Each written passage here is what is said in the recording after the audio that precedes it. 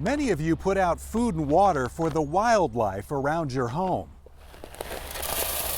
But you don't get a big tax break for doing it. Texas law allows corporations to cut their taxes to almost nothing, using exemptions unavailable to most homeowners. Methodist Healthcare recently broke ground on a new hospital and office complex on the far west side. The company has owned the 70-acre property for years, but has paid very little in taxes on it.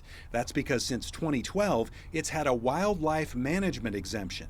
Tax records show Methodist agreed to provide water, food, and shelters for deer, birds, rabbits, and squirrels.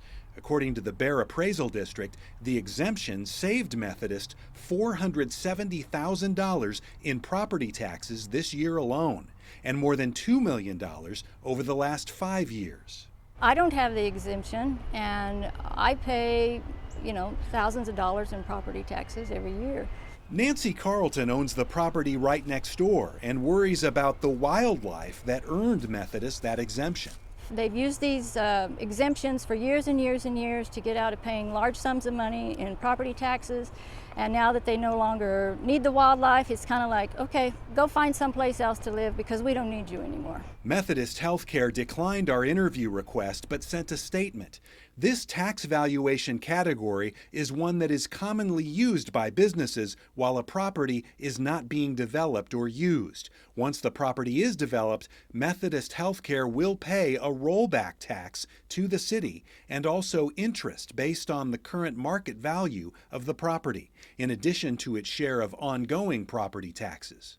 But that rollback tax Methodist mentions has been reduced by the legislature in recent years. Companies only have to pay back taxes they saved during the last 3 years, and the interest they pay on it was reduced as well, from 7% to 5%. Ag and wildlife tax breaks do help ranchers and wildlife preserves, but increasingly corporate property owners are using them until they sell or develop.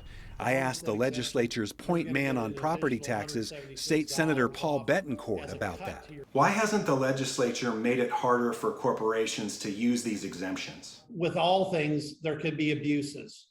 And we're going to have to look at that over the long term because those are really designed for ranches. Appraisal District records show wildlife and agricultural exemptions have canceled out $73 million in property tax revenue this year in Bexar County. I'm News 4 troubleshooter Jay Avila.